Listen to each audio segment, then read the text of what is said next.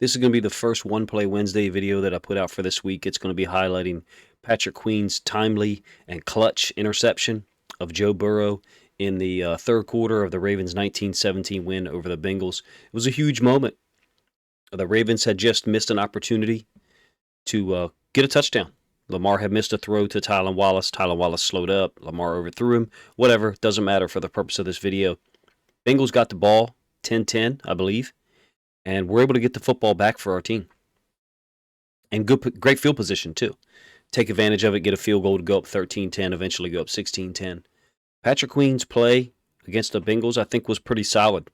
You know, there's some tackling issues that people have pointed out, but sometimes the leverage that a player is on doesn't provide them the best opportunity to make a tackle. In Wink Martindale's defensive system in previous years, one of the reasons why you saw so many missed tackles was because we had poor leverage. We were playing so much man-to-man. Zone defense, by principle and by definition, provides your players better angles because they have supporting players at the same level as them. A second-level linebacker, strong safety, has a player inside or outside of him in terms of leverage to use as essentially, a sideline defender in attempting to make a tackle.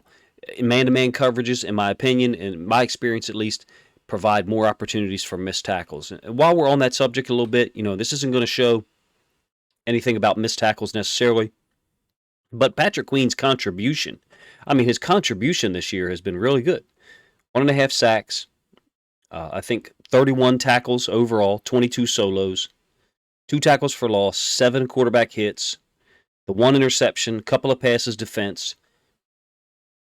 Percent of defensive snaps went down against the Bengals. It seemed like there was more times where we had Bynes and Harrison on the field and Queen was not on for whatever reason. I was really interested in the zones, whether we were going to play zone defense or not.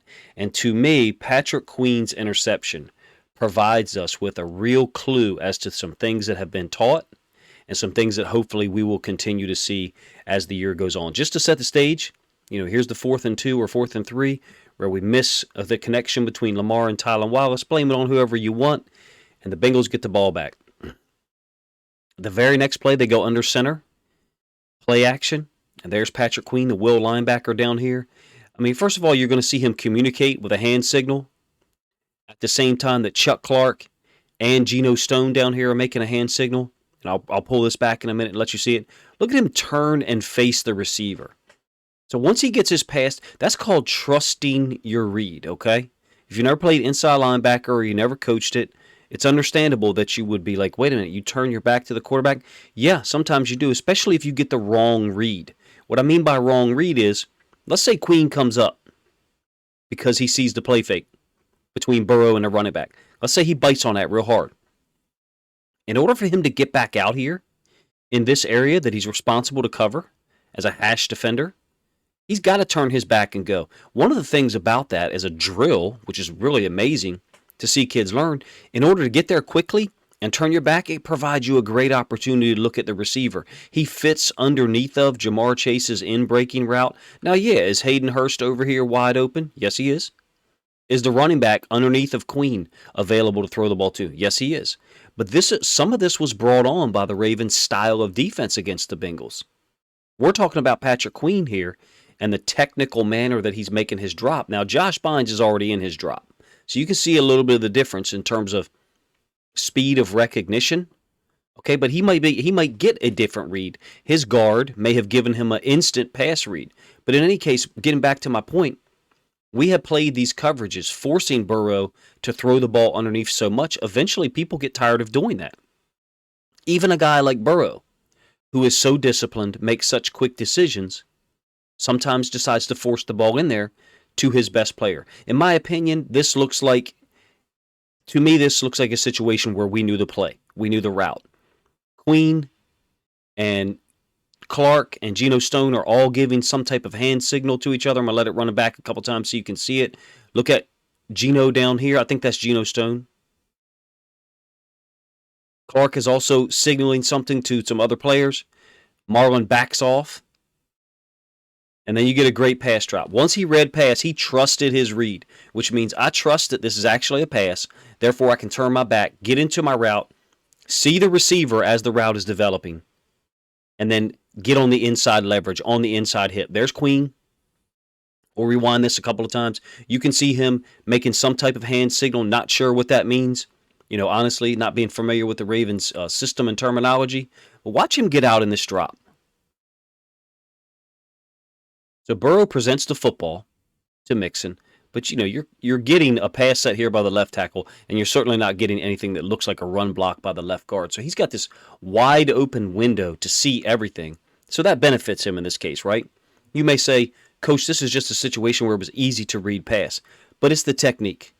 It's the technique of him turning his back and going and opening his eyes, using his face mask. Now look, there's Bynes reading the same side. It was twins receivers, two receivers over there. Queen reading that. If you've paid any attention to this channel in the last year, I talked about this a lot. Queen would get his drop, not look at the routes at all, stare at the quarterback, and wouldn't get much depth. Bynes, I'm partial to him. He's one of my favorite players, for real. But this is reality, so you can accept it or you can fight it if you don't want to. He consistently will look at the routes that are developing. Watch Bynes snap his head back twice. Some people would call this sneak a peek. I would call it ping pong eyes. You want your eyes to be ping ponging between the receiver and the quarterback multiple times. Now, Queen's not doing that. Queen's just getting out there. Queen also doesn't have a nickel defender to his side to help him out. But he's sitting on the inside leverage of Jamar Chase's route. I wonder if we had some kind of tell or some kind of pre-snap idea of the route that Chase was going to run. And look, let's give Patrick Queen credit on something else. He dropped at least one, I guess possibly two interceptions in the last couple of weeks, right? And Harbaugh went out there in a press conference and said, he's going to catch him. He's going to catch him. Well, here he is. You have to give him credit. Have to give him credit, praise him, hope that this spurs him to continue to show this technique. Now, if he's playing man-to-man, that's not how you're going to get in your drop. Your drop is going to be different, okay? If we're bringing 5 as a rush, and he's the only guy free who's not covering anyone, then yeah, he is going to read the quarterback's eyes, because theoretically, bringing 5, we're going to get pressure quick. The ball has to come out quick, okay? So there's different techniques for the different coverages that you play. They're not all the same. Tampa 2, which I think we only asked Queen to do one time on Sunday night, is a totally different technique. You would turn your back, to whichever side was the declared pass strength side, and you would run the pipe or run between the hashes, back completely to the quarterback, not looking at all. In this case, he gets his eyes out on the receiver, Chase, and the number 2 receiver, which I think is Thomas, running up the seam. I think you can see Thomas there. I think you can see a little bit of him, even though you guys got that frame in the way. And then once you get to your depth, square up, level up, so that you're available to catch the ball. You've identified the route. It's an in-breaking route, so you know it's coming into your area.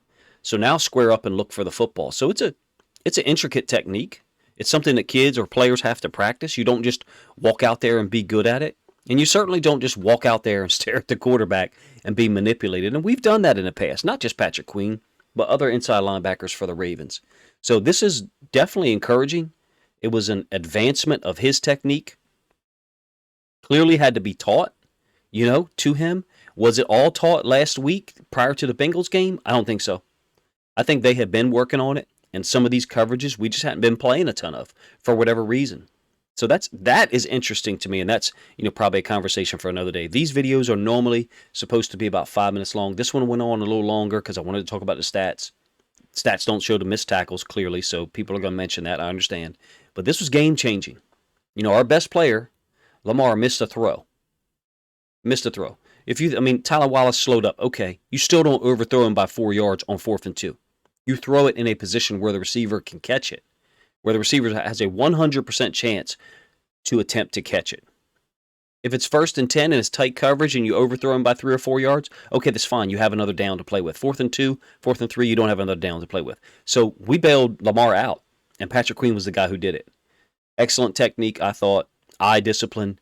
Huge improvement over some of the things we've seen in the past from Patrick Queen. You guys let me know what you think. Again, my apologies for this One Play Wednesday video being a little bit longer, but I thought Queen's play was worthy of that type of analysis. Appreciate you guys' time.